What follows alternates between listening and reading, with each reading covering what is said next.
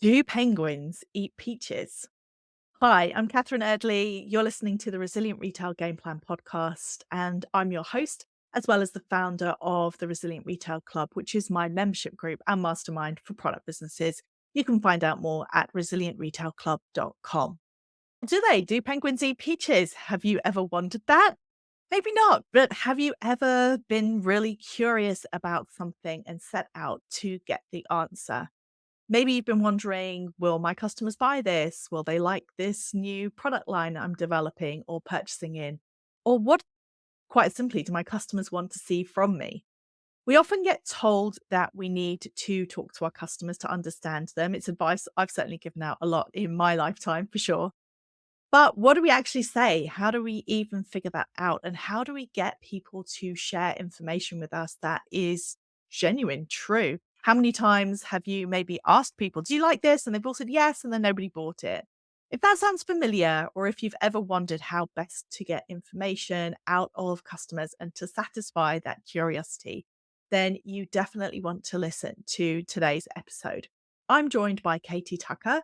She is an author and a market research expert, and her book, Do Penguins Eat Peaches, is an absolutely phenomenal practical guide for small business owners when it comes to answering that all important question, which is, what do my customers want? And another important question, are they prepared to buy it from me? Welcome to the Resilient Retail Game Plan, a podcast for anyone wanting to start, grow, or scale a profitable creative product business with me, Catherine Erdley. The Resilient Retail Game Plan is a podcast dedicated to one thing: breaking down the concepts and tools that I've gathered from 20 years in the retail industry and showing you how you can use them in your business. This is the real nuts and bolts of running a successful product business, broken down in an easy, accessible way. This is not a podcast about learning how to make your business look good. It's the tools and techniques that will make you and your business feel good. Confidently plan, launch, and manage your products, and feel in control of your sales numbers and cash flow to help you build a resilient retail business.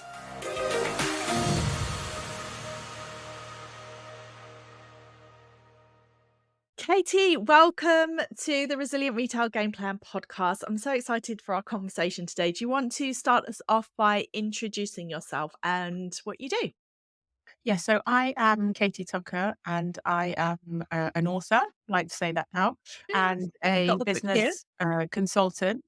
I specialize in supporting businesses to understand their customers. So that can be big businesses and that can also be small businesses, because ultimately, if we don't know what they want, then we can't sell them what they need and they won't pay for it. It's just the fundamental building block of businesses, right? Knowing what It your is customers absolutely. want. Fantastic. And yes, we are going to be talking today about your book, Do Penguins Eat Peaches? I love Right. the title, but you got your copy too. And also, I have to give you a shout out for anyone, if you want any other reason to buy the book, there's a very fabulous flip. As you flip the pages, you see the penguin playing keepy uppy with a peach, which is, when I saw that, I was like, oh, genius. I don't know why I didn't think about that for my book, but absolute genius and a fabulous book. Really enjoyed it. And I think there's so many valuable insights here for any product business owner, retailer who's heard me say in the past, know your customers, get to talk to your customers. And you think, how do I even structure that? So do you want to start off by just giving us a bit of overview of your background and what led you to write the book in the first place? Yeah, absolutely. So I spent quite a long time in the corporate world, Mhm. and in a team that, some people might be familiar with. It's like product management. So it's really understanding your customer and making sure that we're building what they want and that they're going to buy. Uh, and customer discovery is one element of that. And I got like really interested in, how even big companies were just having this kind of top-down approach and, oh, we think this is a good idea, and then spending millions, we're not talking about thousands, but millions of pounds on digital products or physical products for them, like not to meet the revenue targets.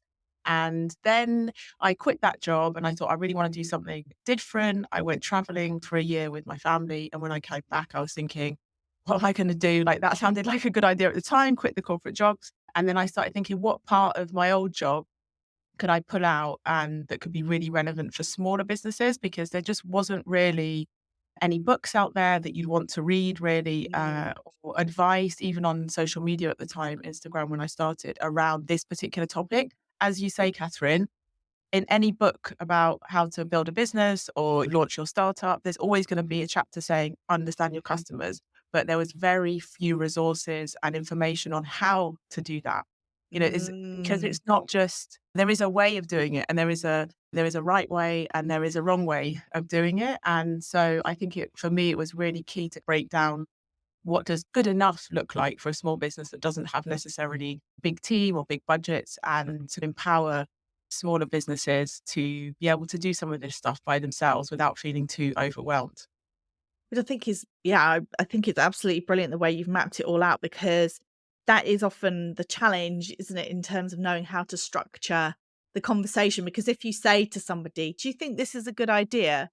Would you buy?" Or I think with products, people say, "Oh, I'm going to make this. Would you buy it?" And people generally like to be nice and supportive, and also sometimes aspirational when it comes to price. Would you pay this for this item?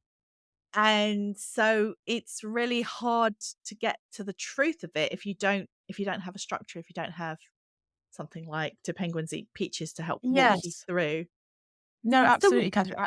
And I think that is probably one of the biggest mistakes that I see is mm, I did ask them. I asked mm, them if they like my new range of flower pots or candles or sweatshirts, and they said yes. I did my customer research. They said yes, and then now I'm launching and they're not buying. And I think you've pulled out probably for me one of the most important rules around customer research is effectively we're talking to humans, and humans aren't great at predicting future behavior. And as you say, most people want to be supportive, especially with smaller businesses. I think if you've got a bit of a community around your customers, then it's very difficult for someone to shoot you down and say, "Oh, actually, I don't need another candle," or "Do you know, I don't want any more embroidered cushions."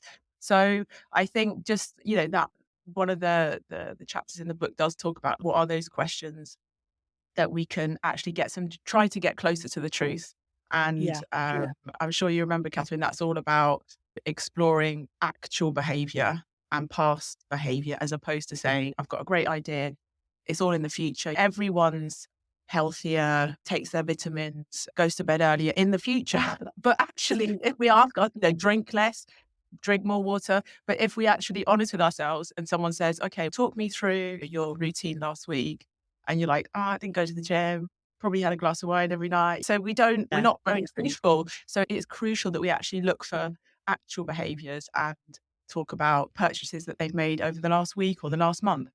Yes. I often use this example when it comes to pricing, because exactly as you say, you'll say to somebody, "Would you pay £120 for this blouse?" And most people be like, "Yeah, yeah, sure." Then you say, "Okay, the last 5 times you bought a blouse, how much did you spend?" And then they say, "Probably 30 quid, or bought it on Vinted." Then you can start just honing in, are these the right people? And although I always think with small businesses as well, you have to ask the question, last time you bought something that was really special as a treat, like how much did you spend? Because I think a lot of small businesses fall into that. Not Yeah. necessarily the essential must haves, the products that people want, they desire. So it's really interesting you say that. So would you say that, are there any other big kind of glaring mistakes that you see small businesses make when it comes to market research? So those type of questions are a big no-no. And I think there's an over-reliance on surveys as well, as opposed to actually speaking to people. And it's, oh yeah, I did a little survey, whether it's on Instagram or there's a lot of tools now that we can easily it's very easy to put a survey together. And then not quite asking the right questions, or the surveys are really long, or they cover too much ground. You're trying to put everything in there. And a lot of people are afraid of actually speaking to people and having a structured conversation, and even asking to have that time with a customer. Mm. Before, I've spoken to many businesses that a lot that I've worked with who have been like, oh, but I don't really want to ask. And it's like, this is not a sales call. It's just your aim as a business owner is to create things that ideally align with what you want to be doing and your values, but also align with what people want. Otherwise, there's a lot of wasted time and energy.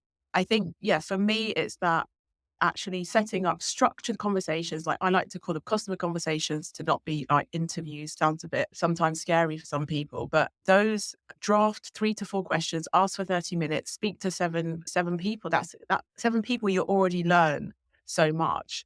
And then the other thing I think is people aren't doing much of the easy research, which is just Googling the hell out of your product category.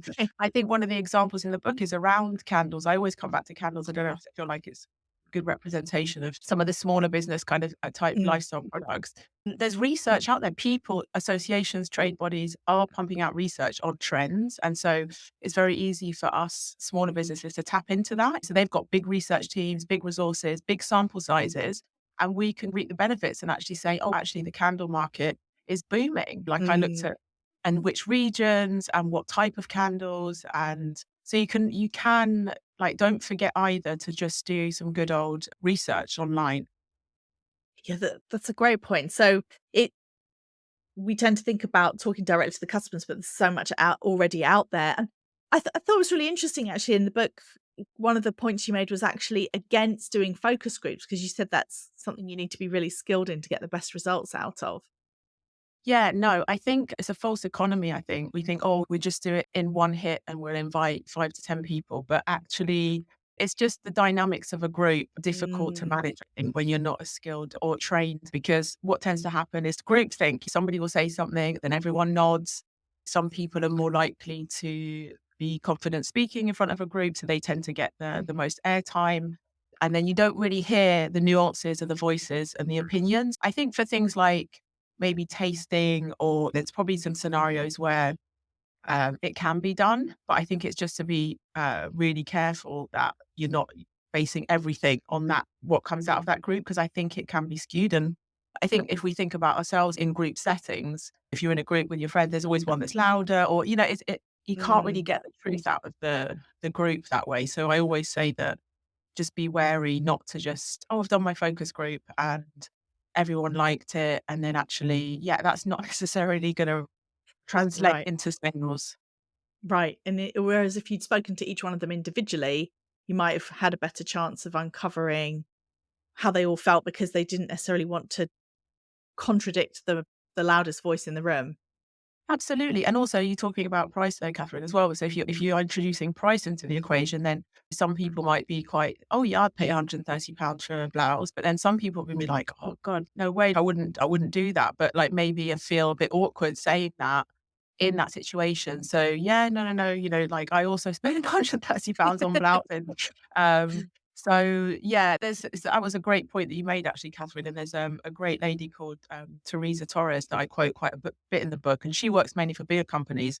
But one of her examples is around jeans and exploring high premium jeans, and these people saying, "Oh yeah, no, like I really like to have a good fit, and I'm prepared to put the extra money." And then the question is, "When was the last time you bought a pair of jeans?" It's, "Oh yeah, I bought it on Amazon for 20 quid, and they fitted fine." So it's like, is that gap that we're trying to reduce in in everything that we do, and it comes down to not customers trying to trick us or being devious or fickle. They appear that way. It's just human nature in a way. It's kind of Mm, behavioral economics, behavioral psychology.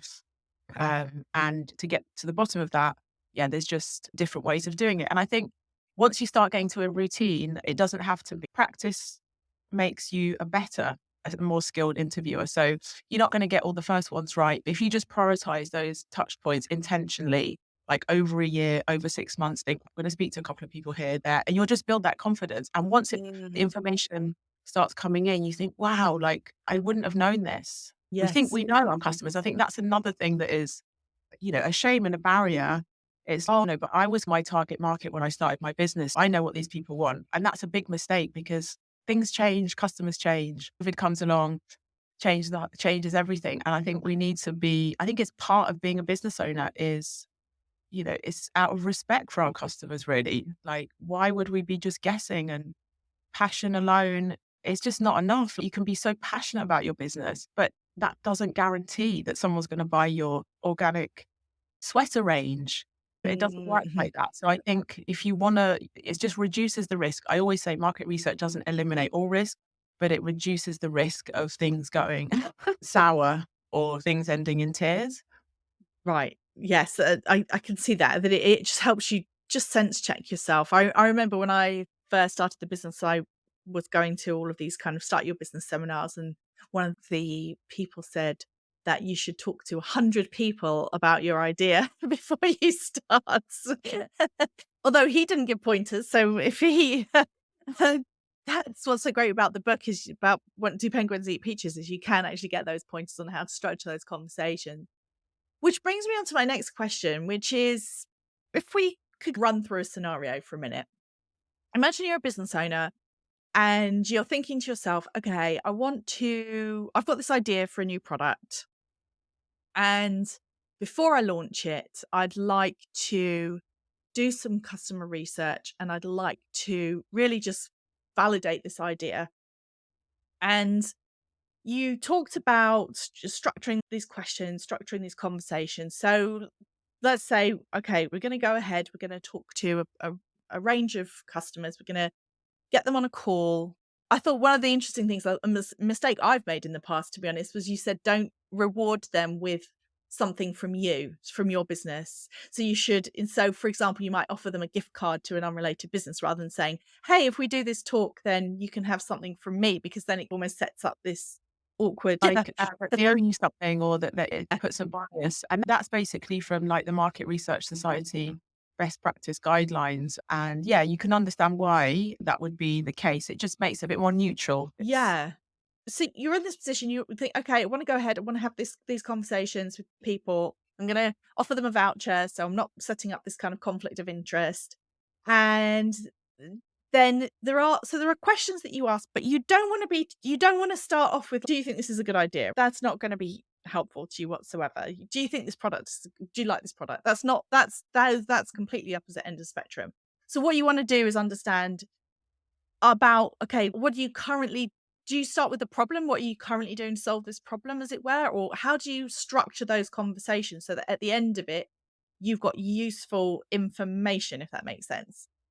yeah. So I'd start off by we're looking for we're seeking the behaviors that we need to see for our product to be a success. And I think there's one example I think I have in the book around subscription boxes, which a lot of product businesses are moving in that direction. So curating different products and Mm, putting them in a nice box and then sending them off. And so I always come back to this example because I think it's really interesting to see how what it doesn't necessarily have to be the box of the same type of products that you're looking for that person's already purchased, but it's the behavior. If you're doing a subscription box, it's somebody paying on a monthly basis for something to arrive. So that can be a food box.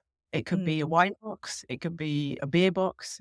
There's lots of, it could also be, yes, I pay monthly for a Netflix subscription or some of those kind of nice to haves that mm, paying necessarily the bills and things like that, they're essential. But what do we have evidence of that type of behavior in the people you're mhm, talking to? And because sometimes if you just say, we're thinking of the subscription box, people might say, oh, yeah, that sounds like a good idea. And then you say, do you currently subscribe to anything similar or have done in the past? And they might say, oh, no, actually. Don't take no as, oh my God, this person is never going to buy my box. Take no as an opportunity to then say, oh, okay, why is that? And they might say, actually, I tried this one, but it just really didn't work out for me. And and then you say, okay, why is that? These are the reasons why. So you can start feeding into your idea. Maybe there wasn't a flexible returns policy. Maybe you couldn't pause, or you can mhm, start teasing out some of the barriers to this person who has sniffed around subscription boxes in the past, whatever they may be, but actually never committed to buying it. Then you'll mm, have the people who have never done it and are never going to be interested. And then you'll have the people that actually, oh yeah, I subscribe to this box, but I cancelled it for a few months, but then I went back to it. And you're starting to, yeah, you're looking for evidence of the behavior that you want to see.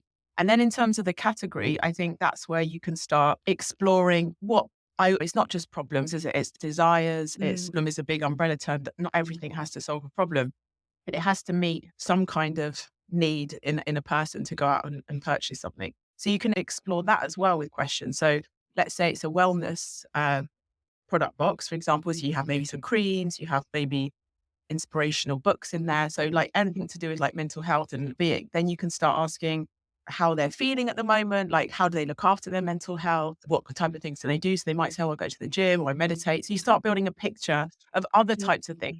mm. but within that kind of problem space, what works, what doesn't, what are your main challenges. And that alone can give a lot of information that you could feed back into a product box, that you could add little extras in there that I just think you won't get if you don't have those kind of a bit more in-depth conversations. So yeah, explore the behavior, explore the problem space or like the desire space. And then once you've got, maybe speak to 7, 10 people, and then you can piece it all. Sounds very simple, but there is a way in the book as well, sense The making sense part where you can making. see it all. Yes. So but you Yeah. start to see trends. You will start to see trends. And if you don't, that's probably a good sign that it's not quite right, or you have to maybe, but you might pick up on things where you think, oh, actually, I didn't think of that. Maybe that's where I need to go.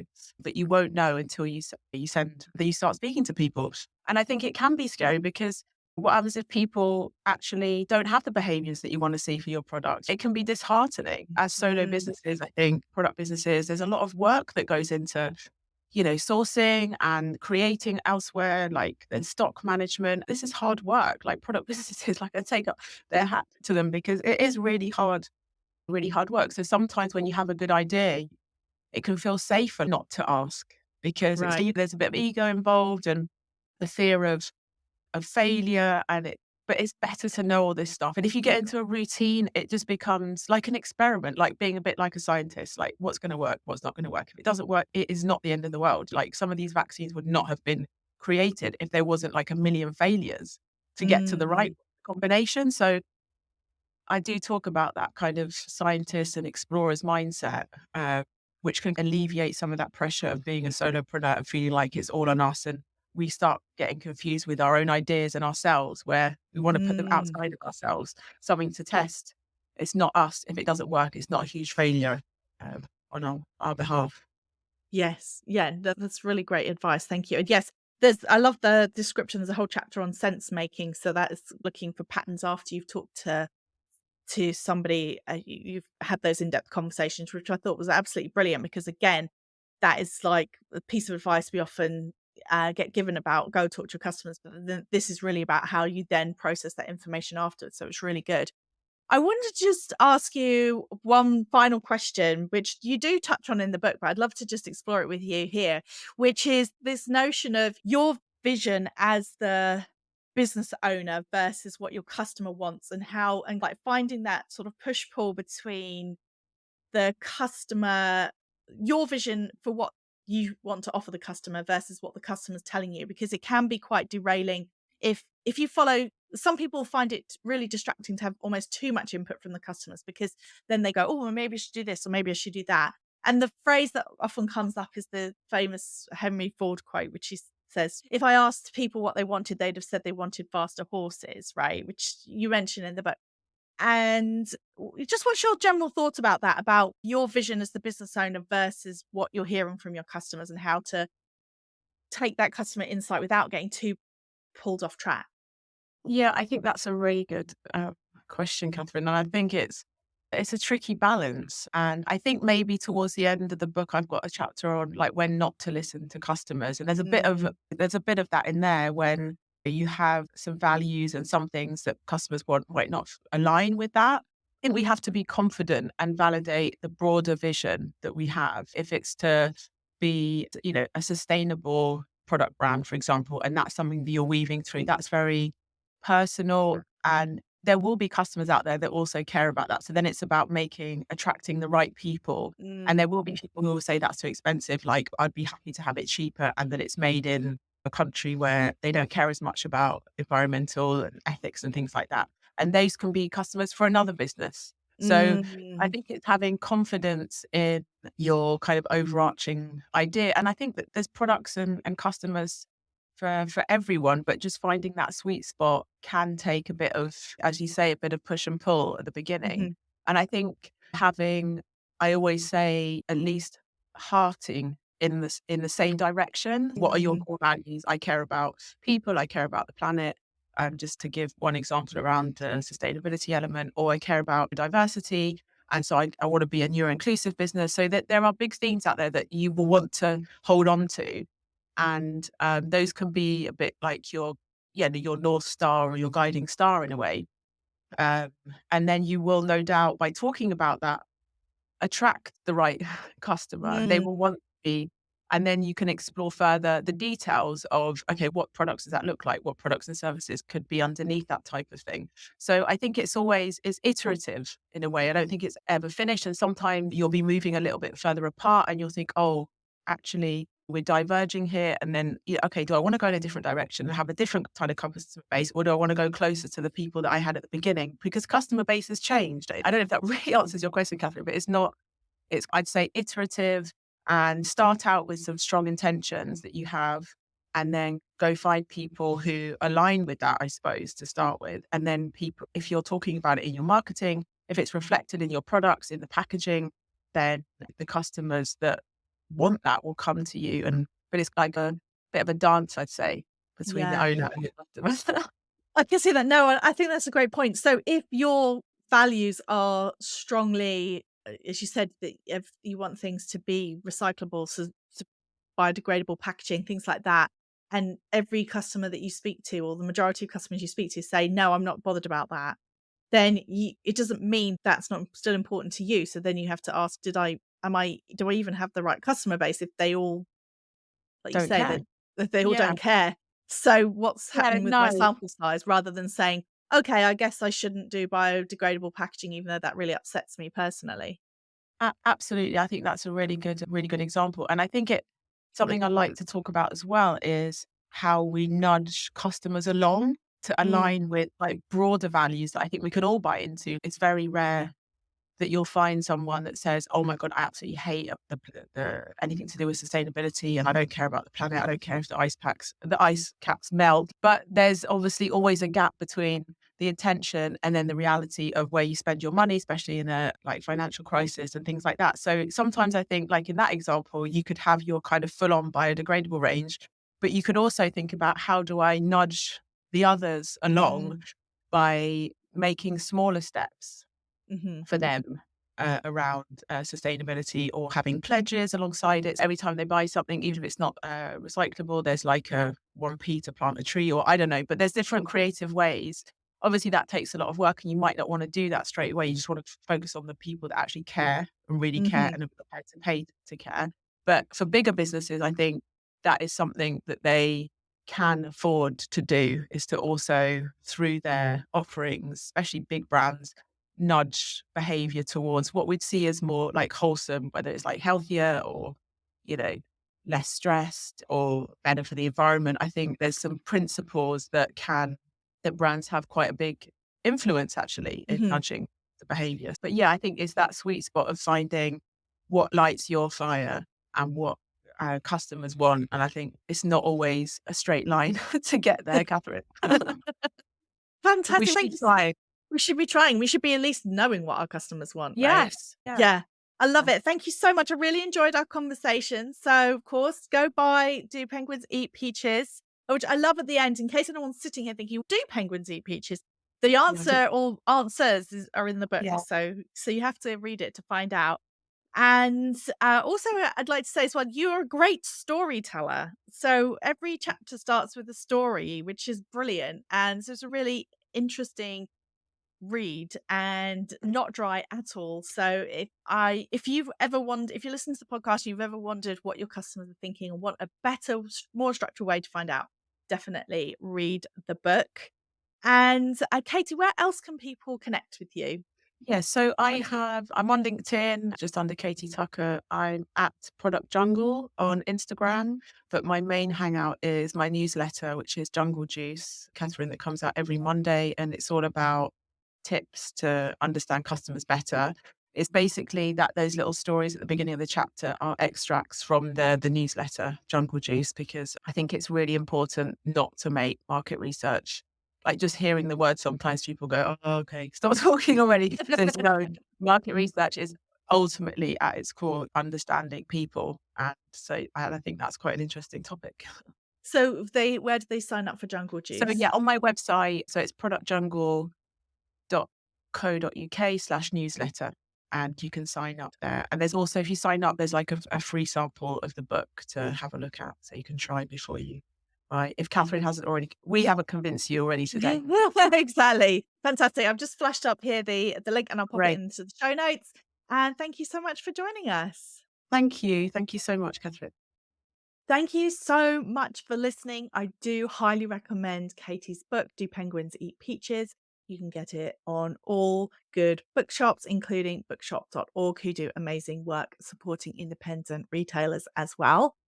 And while we're on the subject of books, Katie and I were talking after we finished recording about the importance of book reviews.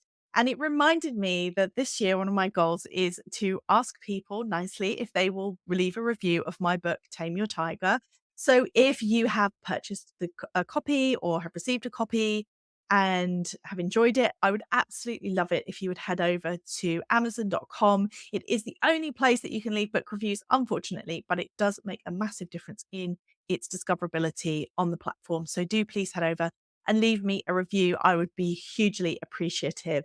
And of course, if you rate and review the podcast, that also helps massively. You can rate and review on Apple Podcasts, or you can rate the podcast within the Spotify app, where I'm told I have a 5-star rating, which I'm very pleased about.